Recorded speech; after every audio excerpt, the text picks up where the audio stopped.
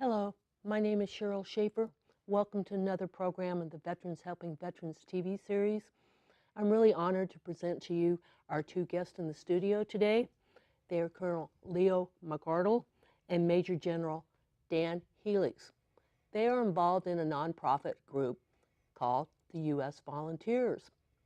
What is the U.S. Volunteers? I'm going to ask Colonel McArdle how it started. So, sir? Well, the United States Volunteers started quite a few years ago, back in the 1990s.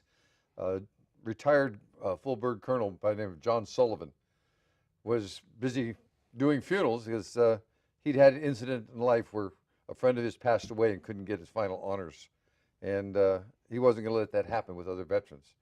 So he was doing it on his own and with a few guys he knew. And he just saw me in uniform one day and he grabbed me and said, "Hey."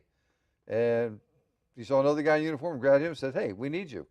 And so we started doing military funeral honors for our veterans. And that was the start of the U.S. Volunteers. Colonel McArdle, can you tell us what your military background is? Yeah, I served 8 years in the active Army. Served in Korea, a couple tours in Vietnam and Okinawa. And then I got out and I served 5 years in the Army Reserve. And then I became non-deployable, as they say, and I wasn't able to continue my career. And I got out and I couldn't hang my uniform up. I just, the military was something I loved, and I loved my veterans. And from that point on, I was always involved somewhere along the line with the veterans, doing Memorial Day ceremonies and what have you. And just a quick aside here, I know I met you many years ago when I was a vet rep with the EDD, and at that time you were heavily involved with the Vietnam Veterans of America, and that's kind of why I joined. So General Helix, can you tell us a little bit about yourself? Sure. I actually am prior service enlisted in 1973, got out and did a few things, went to college, went back in 1983 and was a field artillery officer, 1st Armored Division, and got out after a period of active duty and went into the 91st Division.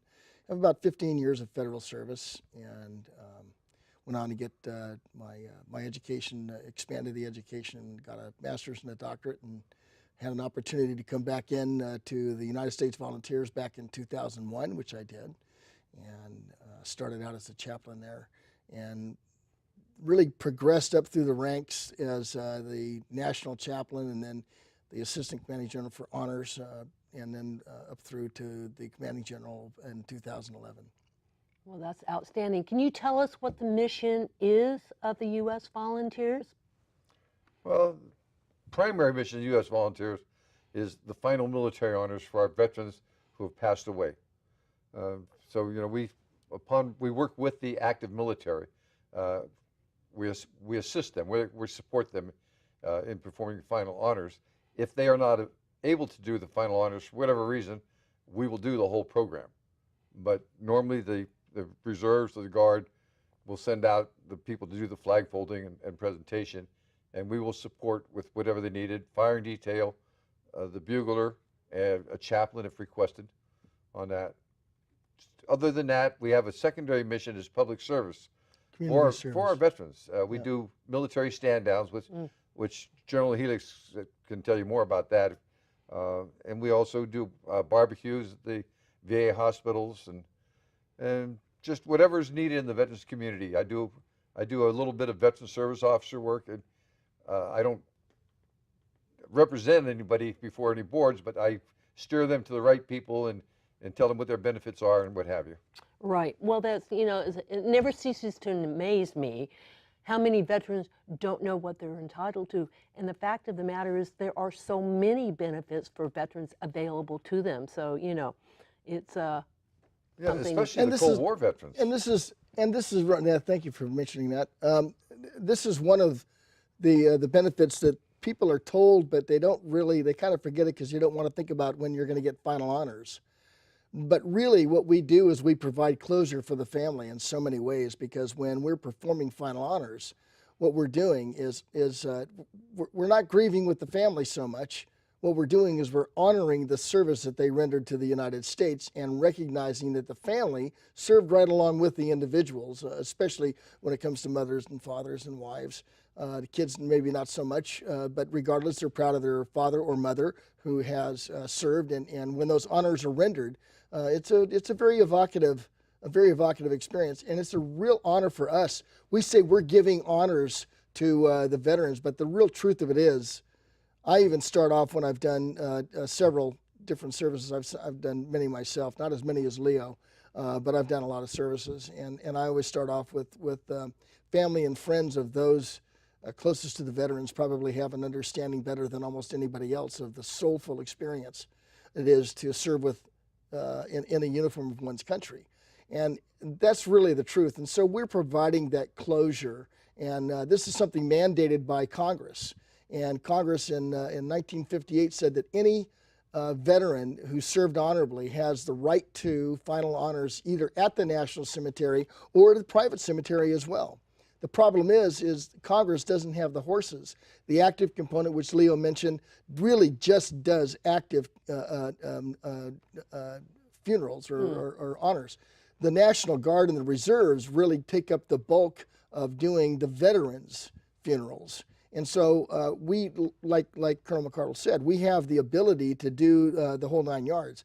But most commonly, what we do is augment those other forces that are ordered and are actually getting paid to do it because it's part of their duty. The problem is this: often they will only send 2 people to fold a flag and to present. It's not uncommon for an enlisted person to be presenting to the widow of an officer. Well, we like to go officer to officer and enlisted to enlisted when we can. But the truth is that it doesn't happen very often where there's the full complement. That's where the United States Volunteers comes in. We augment with the firing detail. We augment with the chaplain many, many times, with the protocol officer, with the casualty affair officer that's right there that can escort the family to the seats, with pallbearers if that's necessary, with flag folders, with the bugler. We have the ability to expand the services that are being rendered by the Guard and Reserve, who have the bulk of the mission to do it for veterans. And it's seamless. It's why we wear a uniform. We're one of the few VSOs that are uniformed, and the reason is, as Colonel Sullivan said, not on our watch, where they're not going to get those benefits. Well, so when we do this, the Army and the other services, they look at our uniform, and we have some very distinctive differences in our uniforms, and they're kind of looking at us a little bit askance. The truth of it is we don't care. Because what we know is the family that receives that flag, the widow that receives that flag, or widower, depending on who the service member was, all they know is the military paid attention to the service, the honorable service rendered by their loved ones. That's it. And so that's our whole motivation in wearing the uniform. Now, I have to tell you, the truth of it is everybody in the United States Volunteers enjoys wearing that uniform because we're very proud of the fact this is not an Army uniform. It's an Army base, but really, if you look at that, you can see there's U.S.V. all over it. And we're not trying to fool anybody. We're not trying to be something we're not. We're trying to give the family the honor for the service of their loved ones in a way that all they care about and all they know is the military paid attention. And you are a nonprofit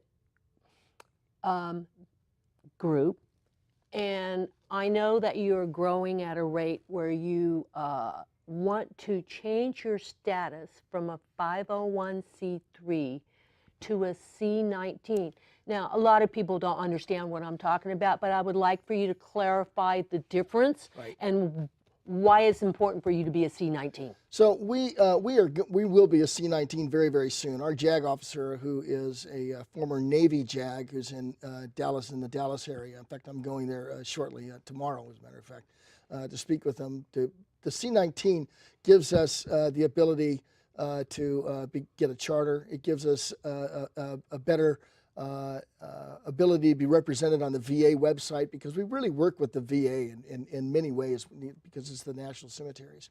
We also work with the VA in stand-downs and other community service items that we do. But the C-19 is significant because really, you know what, we are a 501c3, and any donations that people are kind enough to give us are tax deductible. Regardless, as a C-19, it more accurately describes the activity of the organization. Because C-19 designation means you are a veteran Under the service IRS organization. code, that's a veteran service organization. And that's right. the difference. Right, and it's probably within the next, we'll probably close that deal in the next 90 days. Oh, that's just excellent. Well, we've been working on it for a year, so. So besides providing honors, I know you do other things in the community. Can Yes, we you do. tell us and about the stand-downs, actually, and what those are for people who may not know? You know, I've got a great way to introduce a stand-down, especially for people who are uninitiated. For those of us that were on the ground gaining arms, before you get ready to go do what you're paid to go do when you're in the military, you're going to hear somebody either, they're going to tap you on the shoulder, or it's going to come over the radio, and you're going to hear stand to.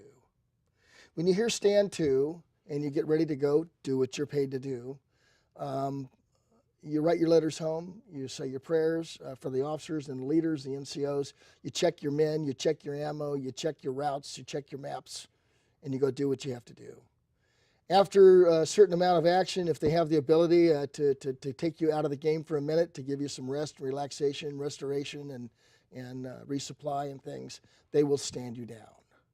So when the homeless veterans and the at-risk veterans in the community hear the word stand down, they know they're going to be, as it were, taken off the line, and they're going to be brought into an encampment that's run in a very military kind of a thing.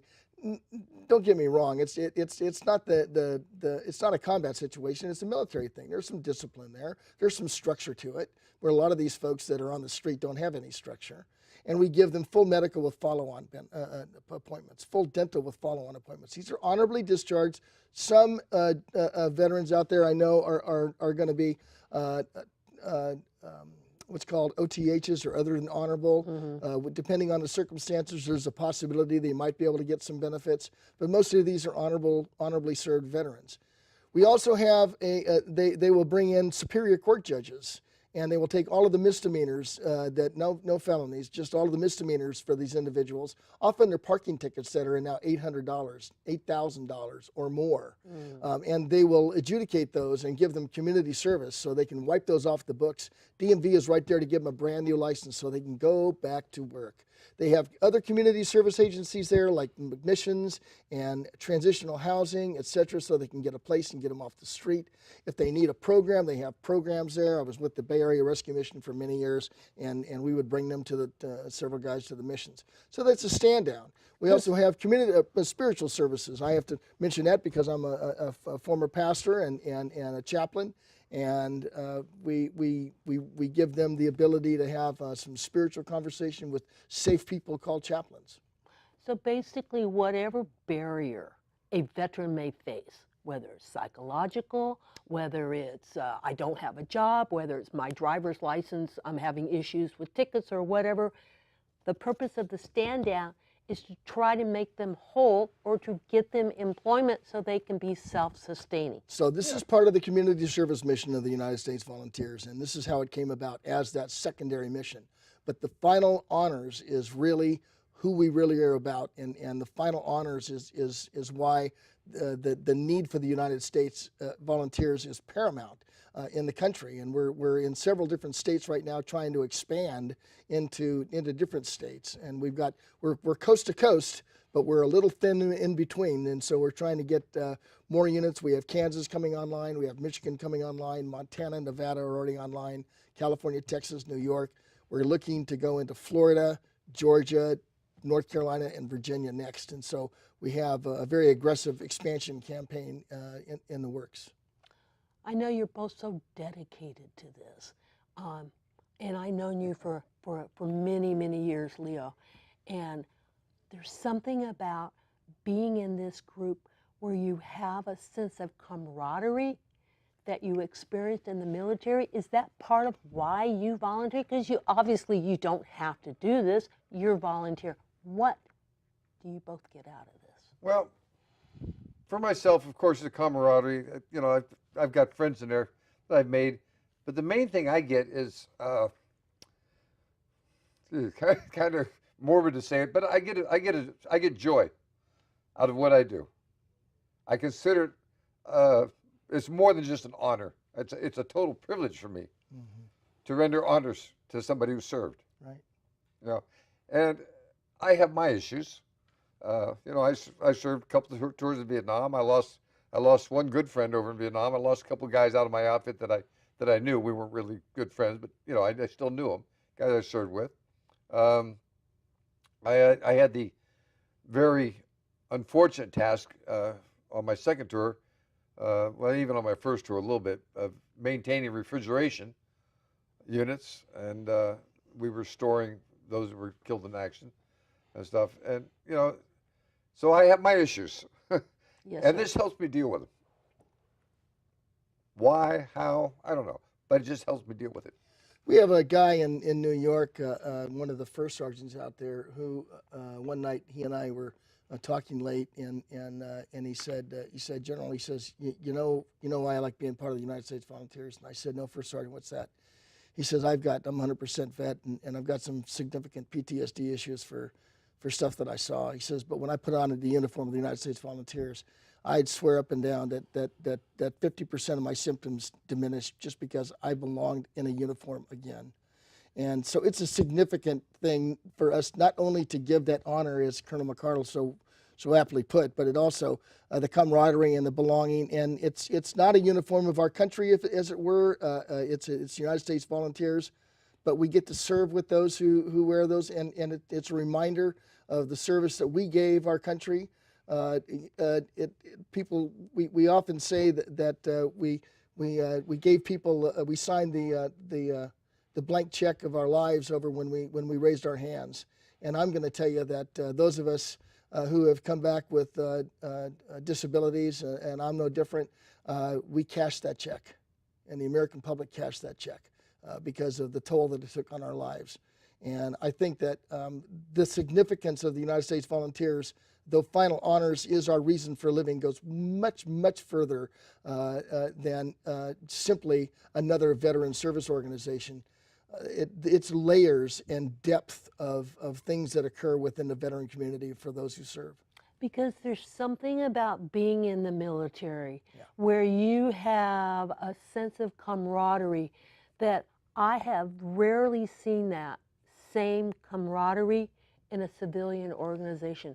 How many times have you seen an octogenarian in their mid to late 80s, and they may have some memory issues and things like that, but as soon as one of us walks in a uniform, boom, they are immediately taken back, and the memories come flooding back as sharp in detail as they ever were of the time they served. When we serve in the military, and I'm preaching to the choir, but when you serve in a uniform, there is nothing as intense as serving in that uniform. And my goodness sakes, if that's not proof, I don't know what is. Well, there you go. So we talked about expansion of the group and how there is a need. So I'd like to, if I may, I'd like to ask Leo why he serves. And there's a story I think that's really germane to this. We were doing, and Colonel McArdle was there, and I was a chaplain. This is back about probably 15 years ago. And we had done 6 services at the San Joaquin Valley National Cemetery. It was 100 degrees out, literally. We had about 9 or 10 individuals with us, and the whole service was where the people come with the hearse and the lead driver for the cemetery, and then the family. We saw one that was there, and there was just the lead vehicle and a hearse, and there was nothing there. And one of the NCOs says, "What's the deal?" And we realized it was a homeless vet. And so they came up, and I said, "Gentlemen, This is a homeless veteran, and we will do this as if 1,000 people are in attendance. And I will tell you that the flag folders were particularly sharp. The rifle volleys were perfect. The bugler, who was a live bugler, was absolutely on it. And that the only person who received the flag was the hearse driver, this poor lady. And she was just bawling like you wouldn't believe after that. Remember that? When she was just, she couldn't, and I had to present the flag. I presented the flag, and I'm really trying to hold it back because we really realized that the honor we were giving this individual, regardless of what his fate in life might have been, he served. He was a brother. He was one of ours. And so it was, why do I serve? That's why I serve. 1% of the population serves in the military. It's actually 6.8% right now. It was 1 in 10. The one comes from 1 in 10.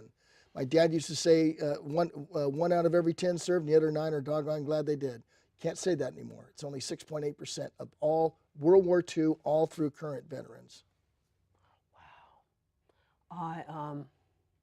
I'm so impressed with what you do, and I know every family that goes to a service that you conduct, I know it is an amazing experience for them. And like you said earlier, sir, it's a thank you for your service.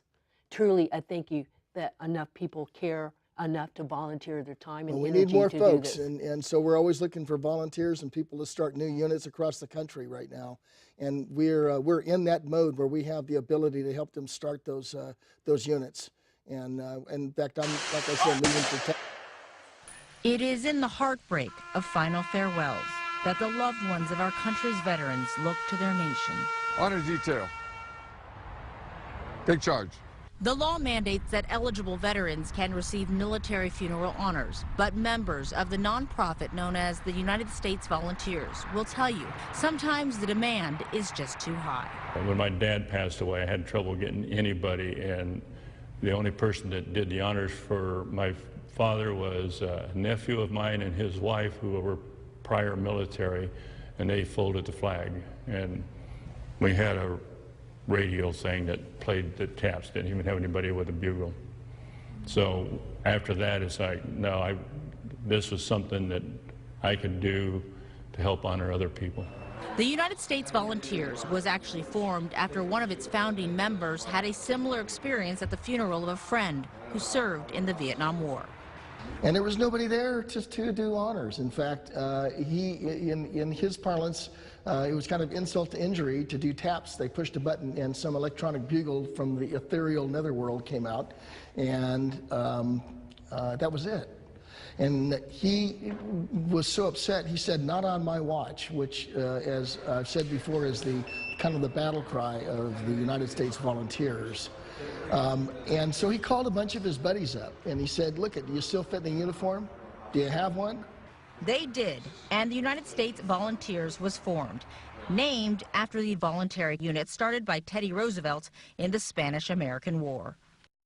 I'm actually one of the original members of the United States Volunteers with John Sullivan when we were doing it as just a small group of people that we could grab to do the honors. The reason I do it is to honor my fellow comrades, both male and female. They will tell you the need for volunteers is great. You do not need to be a veteran, but many members have served. And I retired in 2007 from the Army National Guard after 26 and a half years total military service. I retired with 27 years commissioned service in the Army, the National Guard, and then active Guard Reserve. The group is considered a volunteer service organization. It is recognized as an honor guard and is authorized by the Department of Defense to render military honors. Commander Dan Helix says they just want to do what they can to help. Over the years, the mission has stayed the same, but the manpower has diminished, especially with the conflicts we're in from Iraq and certainly Afghanistan as it continues. So we are augmentation. If the Guard shows up or the Air Force shows up or the Navy, to do their job, and they're short people, we will augment them with the firing detail, we'll augment them with a flag folder if it's necessary. We have chaplains that can do the services. I've done several. In fact, I've even done, as a chaplain, I've done services for active duty Marines. I did 3 of them in San Jose, as a matter of fact. And while they all told us they consider it a privilege to be able to help, it's not just a commitment of time. Volunteers pay all of their own expenses, purchase all of their own equipment. They pay for their own travel. And they do it because they will tell you veterans deserve this final show of gratitude. It doesn't matter if there's just one person there or even no people. I have done services where just the funeral director came out with the remains. We do it as if there's 1,000+ people there. We don't care. The number of people who don't matter. It's for the person that died. I feel the spirit is there with us. They do it for them and for their loved ones. It's a very, very rewarding. The families are very appreciative, and we have one great group of guys. The playing of taps, the folding and presentation of the flag, and a last salute. From these veterans to fellow veterans, it is a final tribute to show the nation's deep gratitude to those who, in times of war and peace, have faithfully defended our country. It's the last thing a family's going to remember about their loved one. So I wouldn't want anything less. I would want my family to remember something good about me. So it's really important to encourage others to join. So you don't have to be a veteran to be a part of this group. So, sirs, do you have some closing comments you'd like to make? Yeah, go ahead. Well, for one thing, I just would like to encourage veterans to go to our website and look at it and see what we're about, and hopefully would join us. And this goes for female veterans also. We have a couple outstanding female veterans in our organization. Absolutely. Here in California and in Texas. And also some of our handicapped, disabled veterans. I mean, just because you're missing a limb doesn't necessarily stop you from rendering honors. There are jobs that can be done, and we just would encourage them all to look us up and see if they might want to give it a try. Yeah, I'm going to piggyback on the female veterans. Our senior NCO in Texas served in the Air Force in Arlington with the honor guard there, and she's now our senior NCO, like I said, in Texas, and she's training. She's awesome, Shelley Williams, Sergeant First Class Shelley Williams, and this is an opportunity for us as veterans to continue the camaraderie. This is an opportunity for us to give back to the folks. This is an opportunity to do something that's going to be one of the most significant activities you'll ever do in your life, other than serving itself. So I would encourage anybody that would want to join the United States Volunteers or start a unit in a state. We'll help you. We will not say no. If you have to have honorably served, that's the deal right there, to be in the United States Volunteers. So we're very hopeful that the folks will be inspired to find somebody, even if you're not the veteran, to see the person who is is a veteran that would like to do it. We hope they do. U.S. Volunteers, join us. Okay. Thanks. We thank you very much. So we're just going to keep on talking about, being a veteran. I never really realized